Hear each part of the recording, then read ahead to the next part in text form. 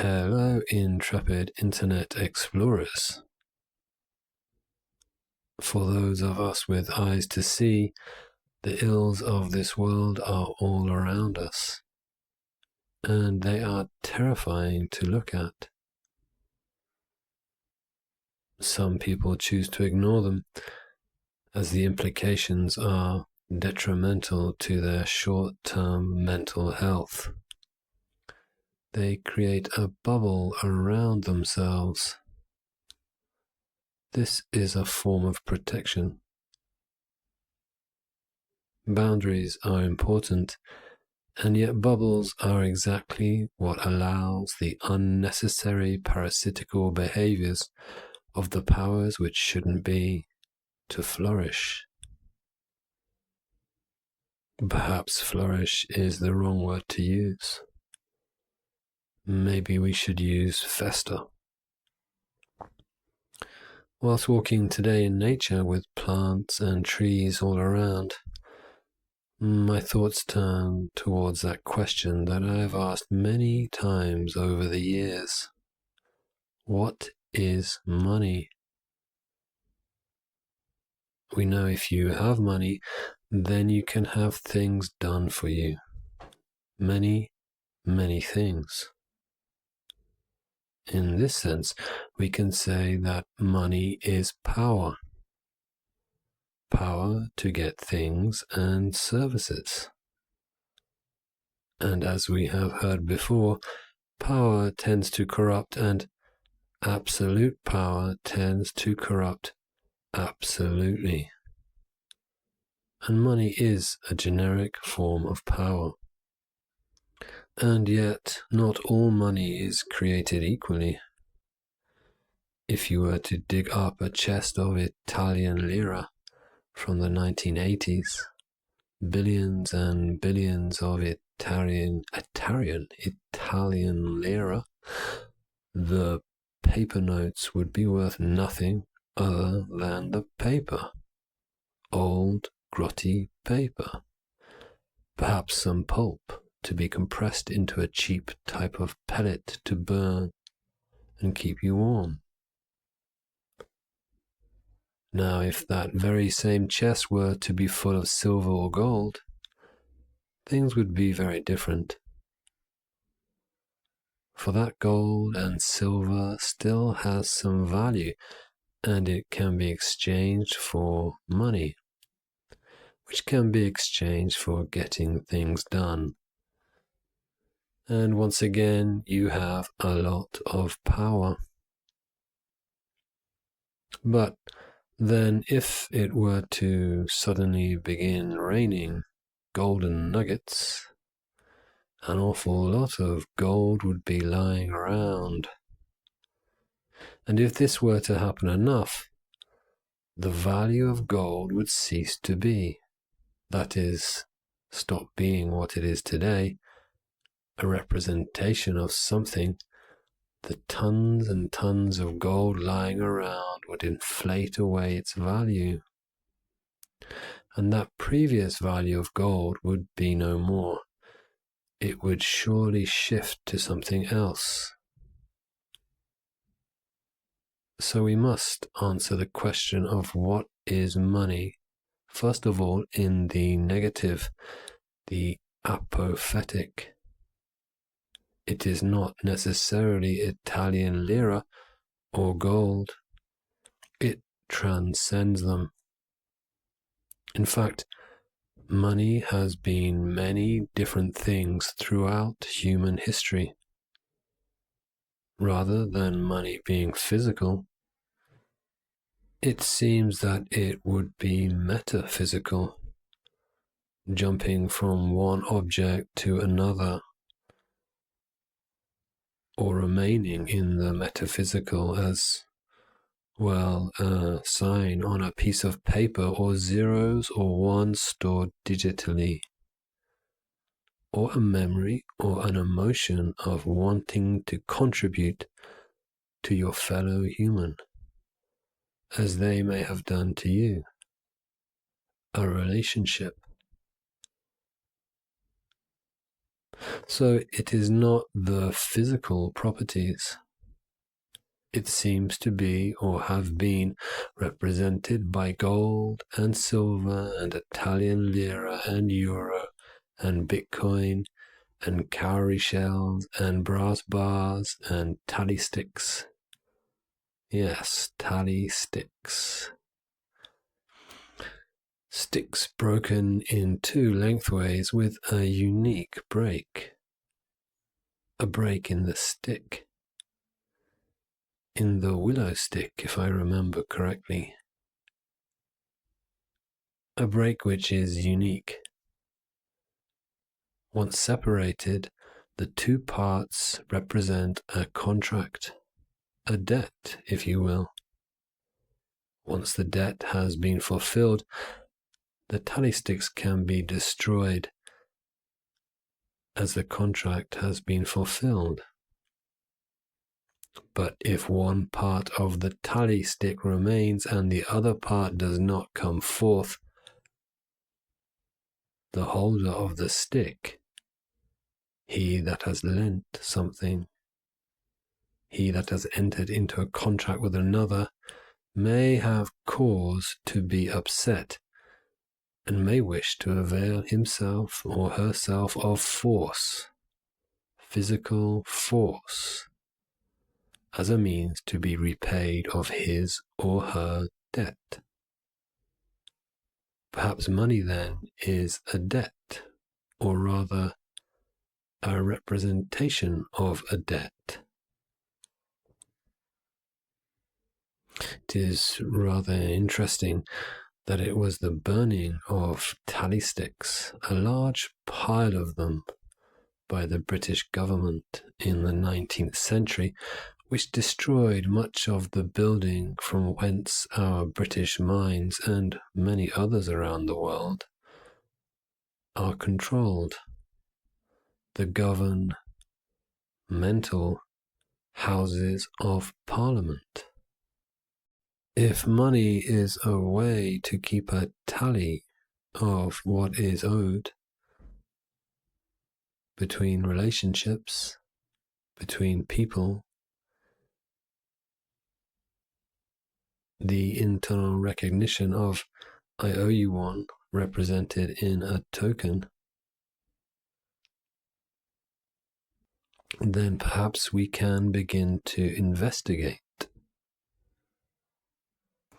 If, as the saying goes, through blood, sweat, and tears, I create some product or perform some service for a fellow living man or woman, then that said man or woman will be in debt to me, whether they like it or not. If this person is a friend or family member or an earnest stranger or acquaintance or neighbor, then they too will feel this debt and wish to repay it. Recompense for the work I have done. Perhaps they will repay it. Perhaps they won't. Their actions will be reflected in their human relationships, their good or bad standing, their reputation. This dignity or honor can never be truly represented in an autonomous coin, only in the hearts and minds of those around you.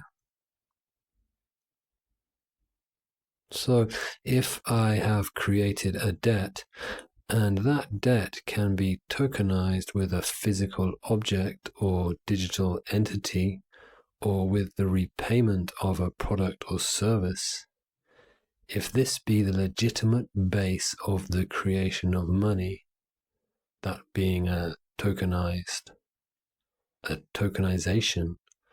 an energy token, then this money has a moral foundation. If it is created from interpersonal aid, that is, helping and cooperating, then it would seem any tokens created thus do come from a positive and good moral basis. If this money can be created without there being any product or service, then the, dare I say, moral basis of this money is different. It is, we could say, open to abuse. The creation of a tokenized and voluntarily agreed upon debt for a product or service is a type of sincere bond, a trusted deal. And as our money creation moves further and further from this legitimate genesis, we experience a degeneration of our communities.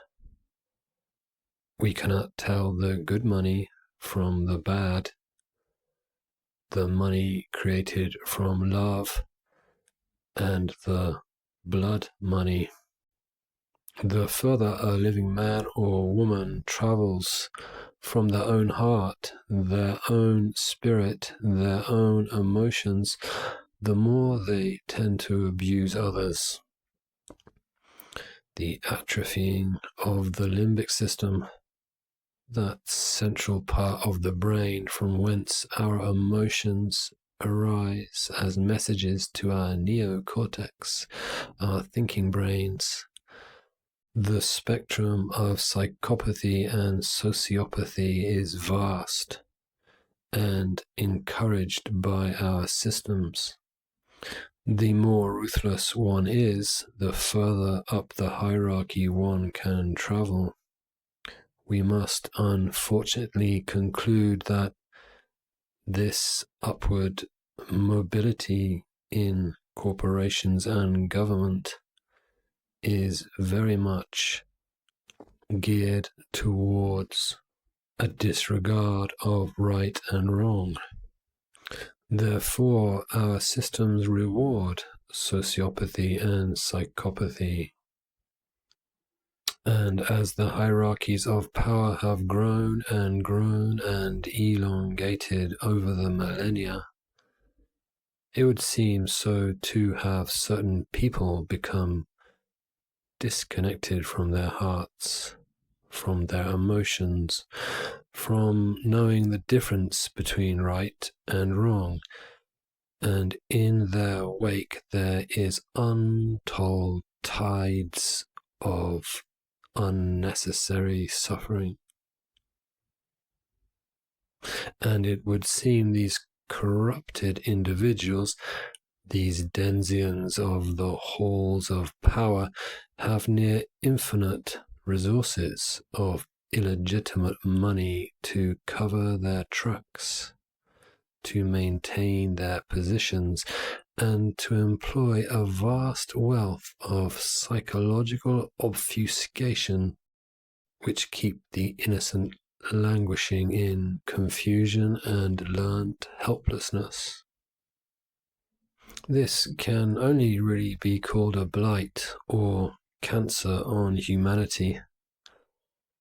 There must be a recalibration of our interactions, a reclaiming of our energies and the money created from them.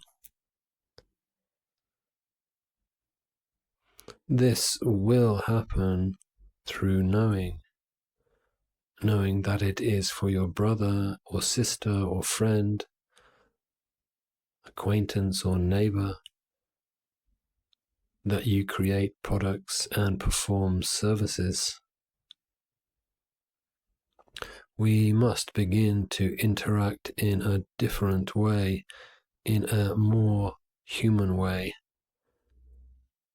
Instead of hijacking our dopamine reward pathways with television and TV series and substances and video games and social media and processed foods and pornography and pharmaceutical mental unhealth pills and any other self-sabotaging behavior you can think of, we should begin to ground ourselves in the human economy. This is a way to reset that metaphysical energy, a way to redirect our intentions and products and services. This will heal, bring health, bring folks out of isolation, out of anxiety, and out of depression. And as such, today I will be talking with a very special lady who comes from a city, but now lives in the country and is transitioning from the monetary system to a human economy. I hope you enjoy the interview, and I hope you have enjoyed the video of my walk in nature with the plants and the trees.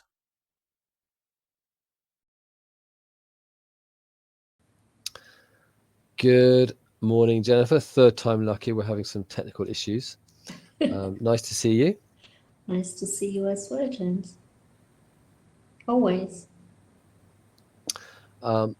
Thank you. Very kind of you to say.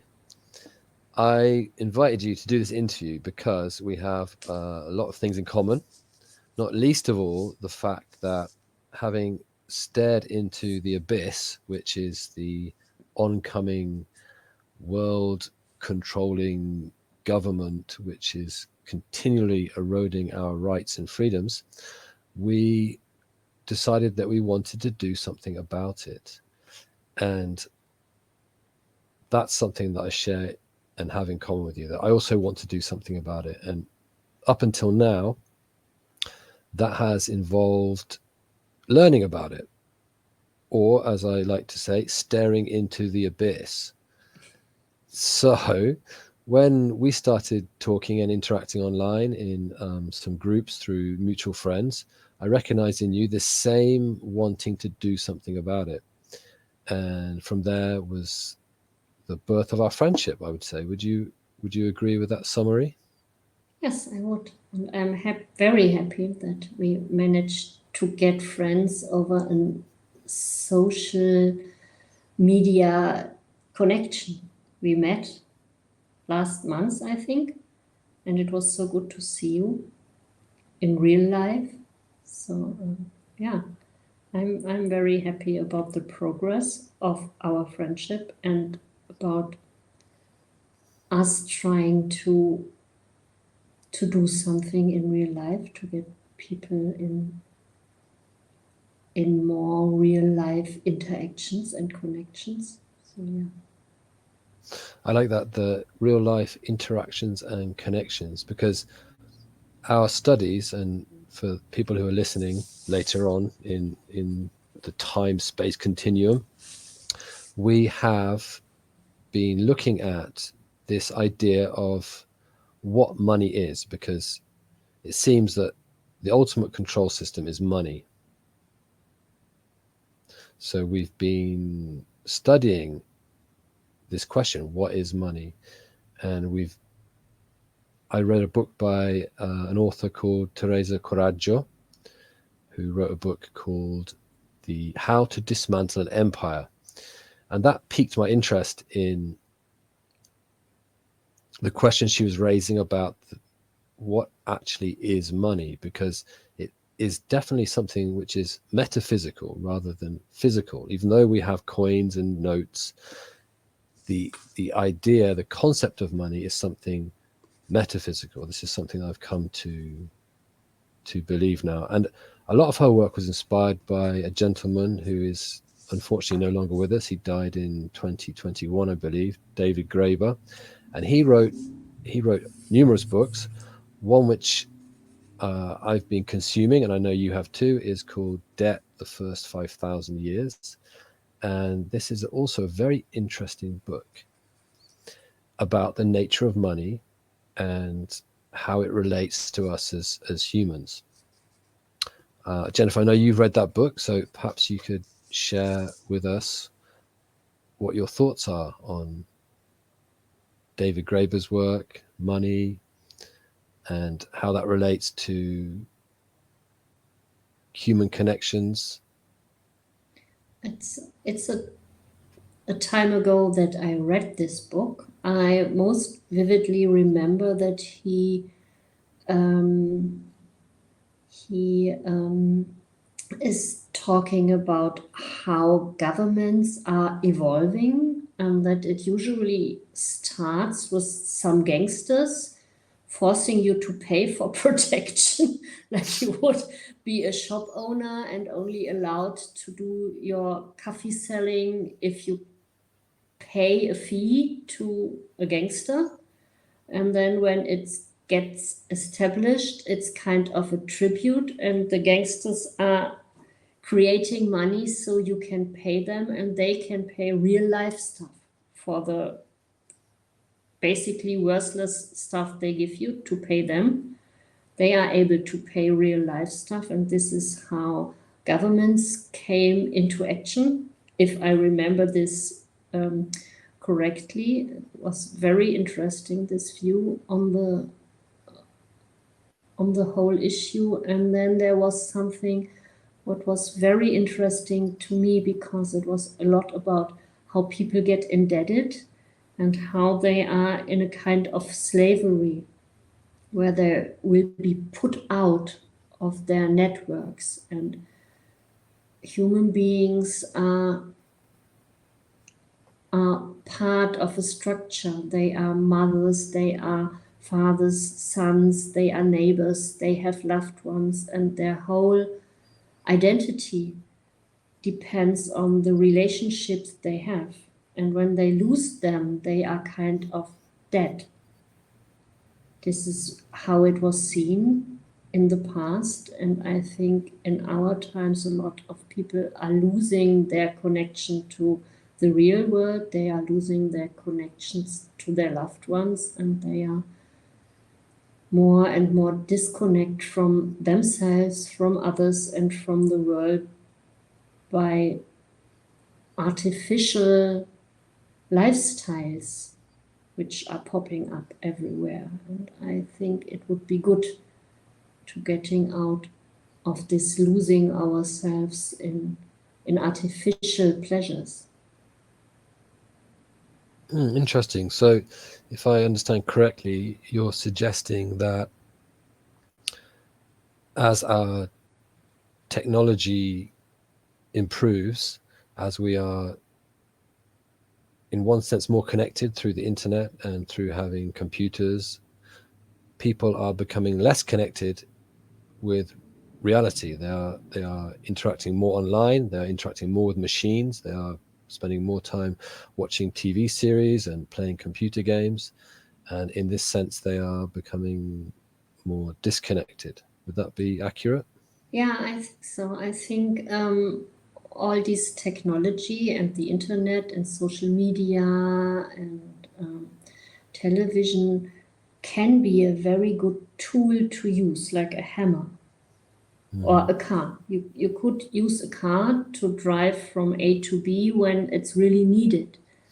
But I think a lot of technology is designed in a way, or we are designed in a way, to search always for a lot of convenience, and we get dopamine out of playing video games or watching TV series, and we are ending up in an artificial pleasure life where we are not disconnected to the world anymore because we have these artificial experiences. And I think the way we met shows that it's possible to use it as a tool to find people who have like similar interests, and you can meet them in real life. What would you say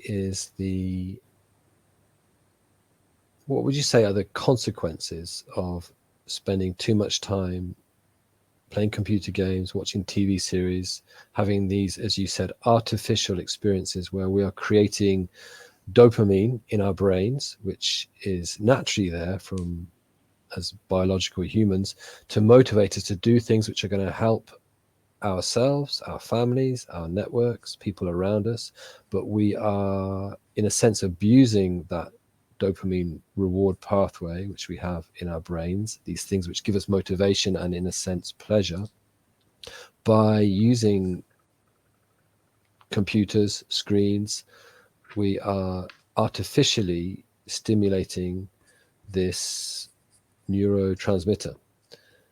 So what would you say are the most obvious consequences of this in modern day society? I think people get hooked on this because it's an easy access system. You turn on something and then immediately it starts to kind of fake satisfying you.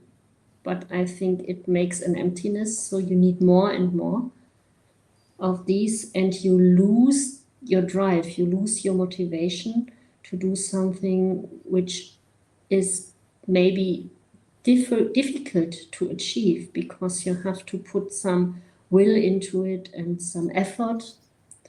And so you lose the opportunity to have real life skills where you are able to do meaningful stuff in the real world, meeting people and having a really fulfilling and meaningful life, and create your own reality. Because if you are a part of these artificial realities, you are more dependent on the system that is providing all these to you. You are not self-sufficient in the way that you are able to pick up your instrument and play music for yourself.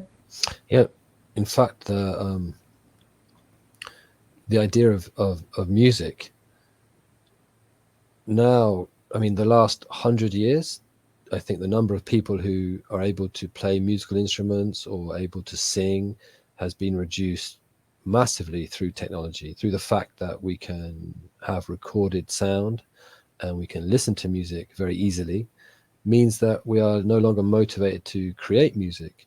So perhaps 100 years or more ago, people would have always been able to produce some kind of music. And this has been something that's been lost. And this so-called progress of technology has a cost on humans' well-being. Yeah, I have seen a diagram where you could see how much the human-to-human interaction shrunk about the time, because I grew up with my grandfather, and he was telling stories about when he was a child. They used to meet in other people's houses. They would move through houses every evening, and they would make the room very warm, so everyone would bring a piece of wood, and they would sing together and do some work together. And now we have this epidemic of people suffering from social anxiety, from being disconnected from one another, from suffering from anxiety, generalized anxiety, from depression, all sorts of mental health issues, which are in the adult population, and more worryingly in the young population. There is this phenomenon of being a shut-in. I think it has a Japanese name. I can't remember what it's called, because it first started to come to prominence in Japan, where young people are basically not connecting with anybody. They're staying in their room. All of their experiences are being doled out via a screen. So they have, in a sense, become disconnected from their humanity and are living vicariously through a screen, which means that there is a type of addiction to that screen. When they are not using the screen, they are in a state of anxiety, in a state of suffering, and therefore they must keep using the screen. And then for real life situations, this is devastating. Yeah, of course. And when you are not used to interact with real people in real time, you might develop anxiety to interact with people because you are not sure how it goes, and if you are not meeting with real people, you are at home alone, staring in a world which is not reflecting how the world really is. People are living in nice houses everywhere. There is always adventure, and they meet, and so it's not real life what there is shown to you. It's something which is very difficult to achieve for most people. All this nice living stuff, having everything all the time and looking good and perform perfectly. So they get anxious about meeting people. I have read a text where it was shown that people would have problems to do even real life phones. They only send messages and voice messages as well because they are overwhelmed by the idea they have to talk to someone they might not know and do something wrong or do something something horrible, and they would feel ashamed. And most young people have anxiety to go to a place where they fuel their car because they think, oh, maybe I do something wrong and people would laugh at me and they would record it on their mobile, and then this is horrible. So this continual use of screens, it engenders unrealistic expectations in people, which then creates anxiety, and depression are very similar illnesses. I wanted to bring the conversation back to the idea of money and what it is, because this is all interlinked. For example, money can provide you an internet connection, a screen, the latest PlayStation, whatever it is you're using. But money cannot provide you with your human needs.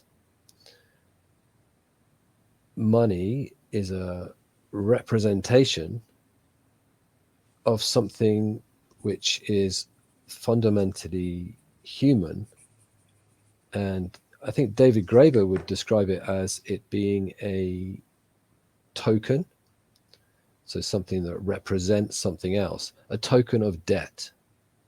And his idea of money and it being a token of debt is not something that is negative. It's something which I think we can all relate to on one level. For example, if you do manage to get outside of your house and meet a real person, and there's someone that you care about, and you go for a coffee or a tea, or you do something and you haven't seen them, when you spend that time with them, you're fulfilling your human needs for connection, for joy and communication.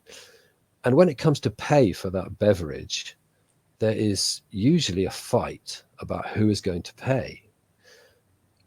And it's not a fight because you want the other person to pay. It's because you want to pay, because you feel that you have received something from your friend and you want to do this good turn. So this is an example of what we could call the human economy. The fact that you want to buy your friend a drink because you feel indebted to them because they have helped you fulfill some of your human needs. And if, for example, I pay for the tea this week, next week, you're going to remember that it's your turn to pay for the tea, and you're going to want to pay for that tea because it's human nature to want to contribute. So I want to bring the conversation around to this idea that money is a representation of something deeper which is happening within human communities. And the idea that really, by focusing on money itself and all that it can bring us, we are neglecting our very basic human needs. And I think this is what is manifesting in modern day society, especially through screen addiction, through substance abuse, through all of the ills which are growing and growing as the control system becomes stronger and stronger. So we understand that if we want to cure some of this unnecessary suffering, and I'm going to call it unnecessary suffering because there's necessary suffering and unnecessary suffering. If you want to build a muscle, for example, you must lift weights or do some kind of exercise, which is going to create pain. And if you want to have that muscle, you must experience that pain. So if your goal is to have bigger muscles, to be stronger, then you must necessarily go through the pain of creating those muscles. Whereas unnecessary suffering is when you are in some kind of behavior which is creating suffering for absolutely no reason. And this usually involves there being some kind of illusion that's going on, some kind of trap. And I think that people who are usually in a state of anxiety or depression, a lot of the time this is unnecessary. And it can be cured, it can be made better, it can be remedied. And we believe, you and I, correct me if I'm wrong, Jennifer, we believe that by engaging in community activities, by having shared goals, by working together to get each other's needs met, we are able to help people to come out of these traps, to come out of this unnecessary suffering, and to develop themselves. Just like you develop a muscle, you develop the abilities to interact peacefully and happily with other people, to advocate for your needs, to be able to get things done, and to become involved in real life communities. Yeah, I would agree. I think it's 3 years ago, I moved out of Germany. I lived in a city environment, and I lived in a very nice community, and it was a good life. But I was totally dependent on a monetary system, and it was during this Corona time, and people got disconnected from each other. They had very strong beliefs about what's going on or not, and they didn't tolerate another opinion anymore. So people started not to talk to each other. They had a lot of fights. They were pro-vaccination or against vaccination or pro, I don't know what, doesn't matter. It's not what I want to talk about. But my feeling was that people are getting more and more disconnected from each other. And so we moved to Slovenia in a rural area on a little farm. And I am very happy here. And I observe a lot of different interactions between people. It's less about talking about theoretical things and what you would think about politics or ideology or other theoretical things you could talk about. It's more about your real needs. What is your neighbor doing? How are your relatives? What's your pig doing? When do you want to slaughter it? Do you need help to make your sausages? When it's the best time to harvest the grapes? What's with your car or your tractor or whatever? These are real life matters. And the people have real connections between each other, and there is a different layer of economy. In a money-based economy, there is this thing that you have to earn money to pay your bills and buy everything you would need. And you are kind of independent what you are doing. And this might be a nice thing. But when you are in a rural area with farming people, you depend on each other. And so you would provide for your needs. So you would help each other. And there is a network, I would say, of tradition and trust between people. And when you are in a money society, it's not about trust. You have this money, and it's a more an idea. You have a coin or a piece of paper, and this is a promise. And other people believe in it as well, so you can buy stuff. And it doesn't matter if the people you want to buy from trusts you or not. It's an exchange on a very, very superficial level, I think. I hope this is the right word. But here it's different. You need to trust the other person that he would behave in a way that you can rely on him or her. So you would make sure that there is a lot of trust. And if you visit each other here, you would always exchange little gifts to build up the trust. That's a very nice thing. And these gifts are usually homemade, like homemade marmalade, homemade sausages, dried tomatoes, or something like this. And you will meet someone for tea, maybe for an hour, and you will bring something, and you will get something back. Maybe not immediately. So there will be a situation where you are connected to people.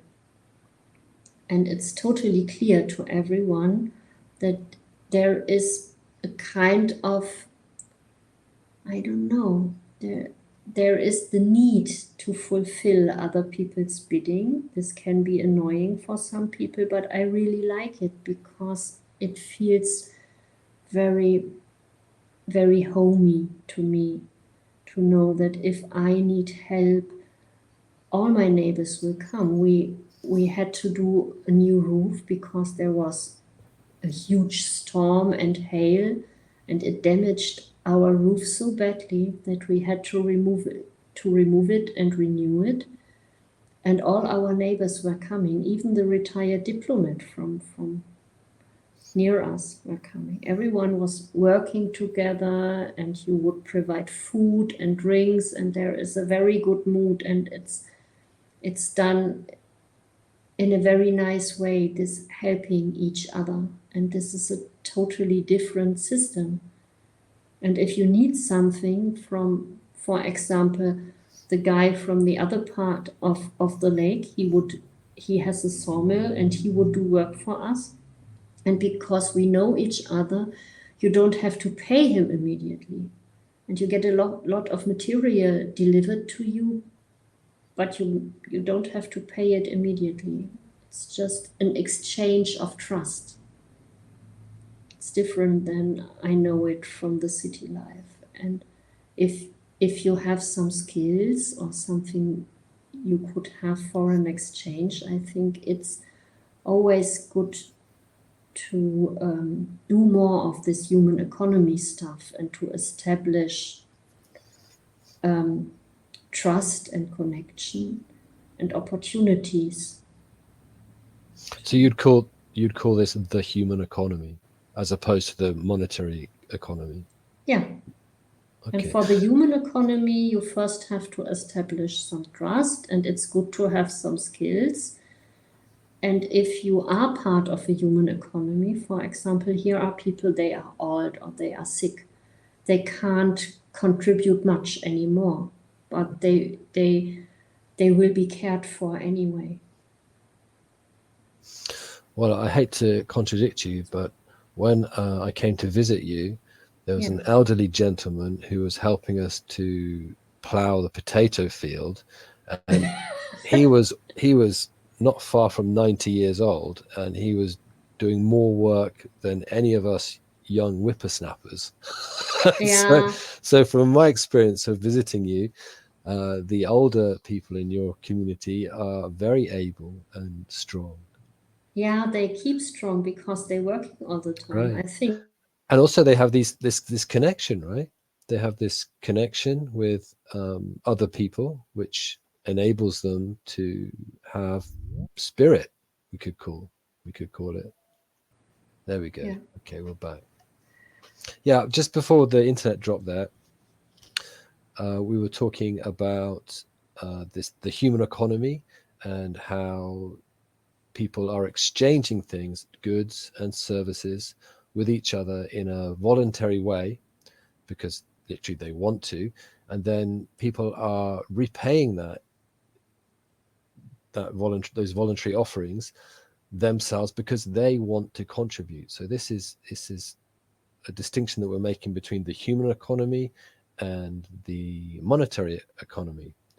And from what you're saying and what you've experienced and our research, it would seem that if you are dealing in the human economy, then many more of your needs are being met. So your need for contribution, you're creating a strong social network, you've got a support network there.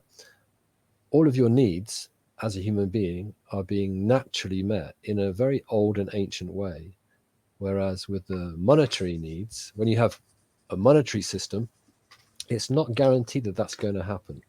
You may have good relationships with people that you're paying for things with money, and people may give you credit, for example. However, in a sense, it's way more artificial and allows for an abuse of the human being, be that in a self-sabotage way. So as we began the conversation talking about young people suffering with social anxiety, depression, and also many adults as well, stuck in jobs that they don't believe in. They're doing it just so they can get the money to survive. And it reduces the human being to something other than its potential. Yeah. So it's really important to make this distinction between the monetary system and the human economy. Now, it's not to say that we don't have responsibilities when we are in the human economy to the financial authorities. Yeah. So we've been looking at and thinking about different ways to create a type of hybrid system, a system where you can partake voluntarily in the human economy, and you can also pay, as is said in the Bible, pay unto Caesar what is his, and pay unto God what is his, or something like that. It's me trying to remember something from the Bible. But the idea being that if you have a controller and you are being forced with the threat of violence to pay them, then you're probably best off paying them for now. So this hybrid between the human economy and the monetary system that we find ourselves in, and solutions to young people and adults who are suffering from anxiety, depression, hopelessness, addictions. We think that there is an area there where we can offer something of great value. And we began with this idea after I introduced to you what was happening in the US. It's a foundation called the Delancey Street Foundation, and it was set up in the 1970s, if I'm not wrong. It's a foundation which is to reduce recidivity, difficult word to say, which means the people who are committing crimes over and over again, often despite wanting to.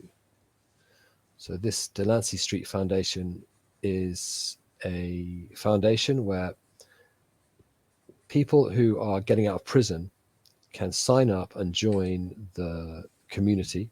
And in this community, they will learn basic skills.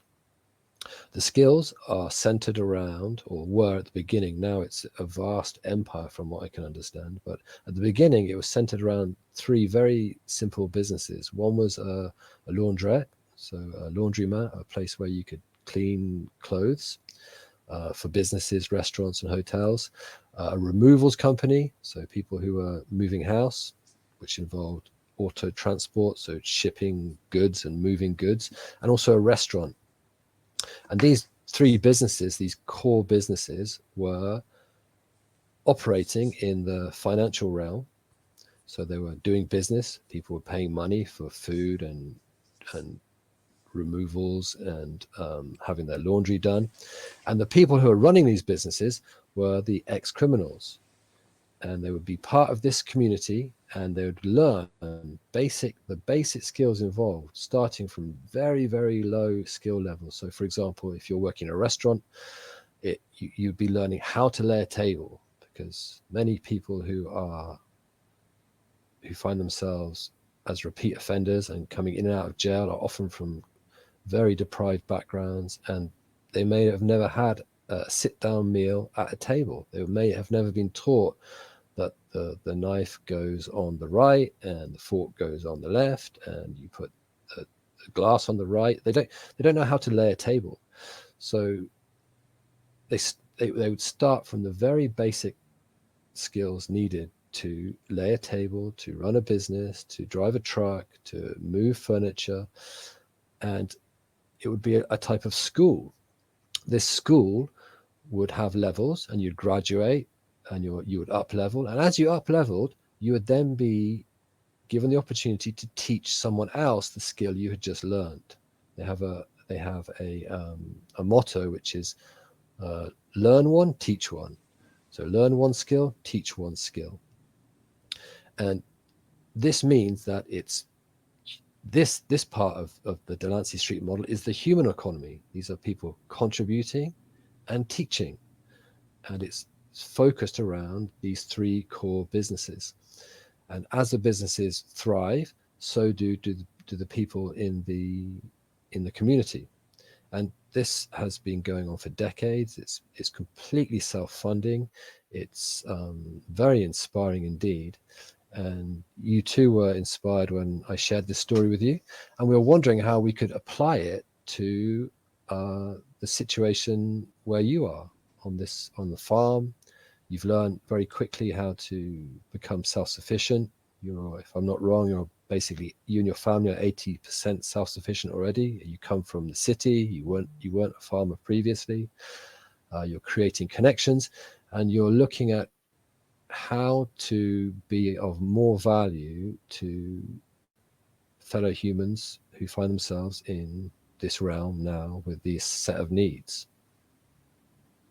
Yeah. So I guess my question is, how do you think the Delancey Street model could be used to influence the future of your farm?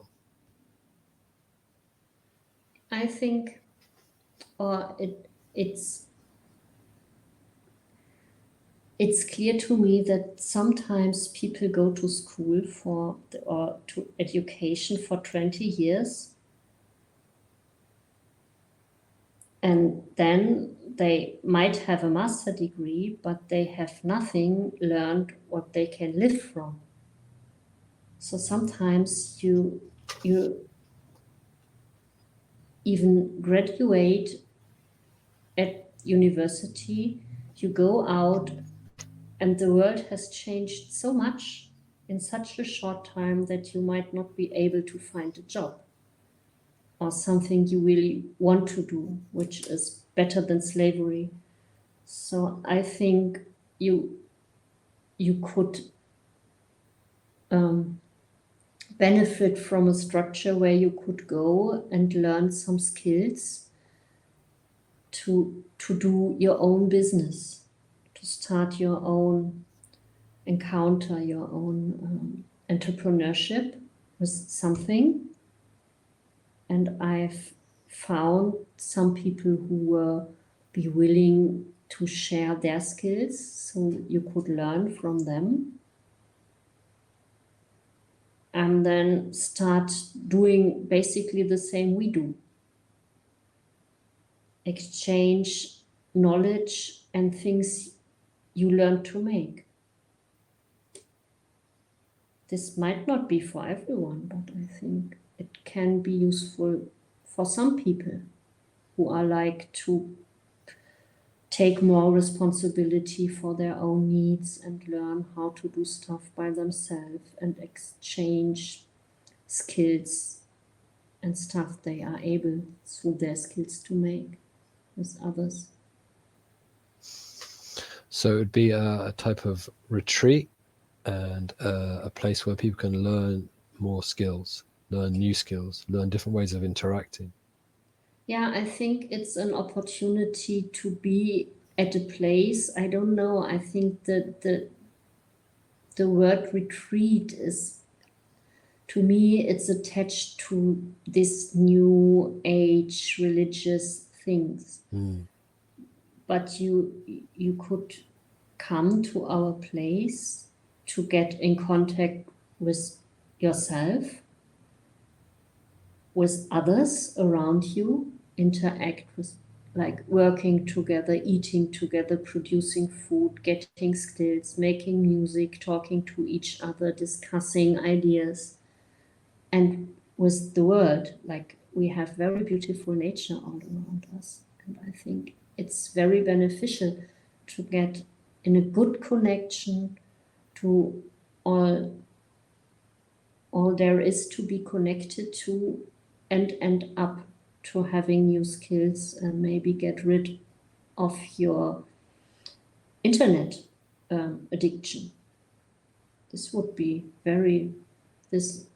me happy, even if it would be just one person doing this. I would be glad. So there would be people could come and stay, experience a different way of living, and have opportunities to learn new skills and, learn how to sing, for example, or learn musical instruments in a low pressure, non-judgmental place. And as the project develops, there may well be more opportunities to be had. So, for example, people could come and have an opportunity to really become part of a community. Yeah. This, and they can learn practical skills at way, how to do gardening, to grow your own food, how to do animal husbandry, grow your chickens, and I could teach how to slaughter and butcher them, so you would have your own food. There are possibilities to learn how to repair your car. There would be possibilities to learn how to use the technical opportunities to create stuff with, like, a 3D printer or these types of. So activities around food production, activities around 3D printing, activities. I know you have woods and you have wood and you carpentry have as well. carpentry. Also, there are people who have skills to share in using the internet. I know we're talking about internet as this terrible thing, but it's also a tool. Yes, it so is. The idea of marketing. So, we're using the internet now to talk about this project, and we're using it in a healthy way as a tool. So learning how to market your product, your ideas, how to learn how to, for example, make certain things, which you may be able to then teach other people in your home where you come from, or you may wish to continue working on the project and teach new people the skills that you have already learned. Yeah, that's the idea. And I have very interesting people who are willing to teach. One is, for example, a professor on a German art school, and she is willing to teach people how to do advertisements from scratch. Like copywriting, how to create advertisements. No, how to create posters, like. Okay. So graphic design. Yes, graphic design. Okay. For people without prior experience in doing this. So for people who may be interested or may see this as a type of solution for someone they know who is suffering, who needs a change, who's looking for a different direction, what would you suggest to them? How could they get in contact with you?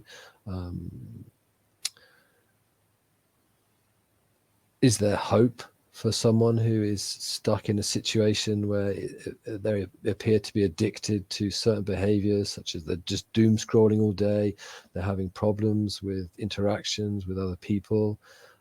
When people get stuck in these ruts, in these situations, when they get entrenched in this negativity, sometimes it can seem hopeless. Yeah, I think as long as you live, there is always hope. And I have so many problems always in my life. I have very serious social anxiety, but if you do it, it's just you will survive. So I would say get in touch with you or me. I have a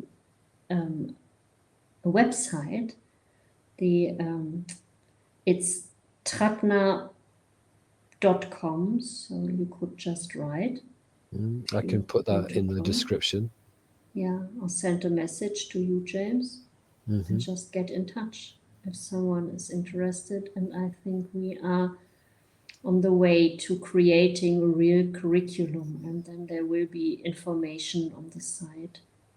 Okay, well, thank you very much, Jennifer. I appreciated talking to you about this. Is there anything you'd like to add, or?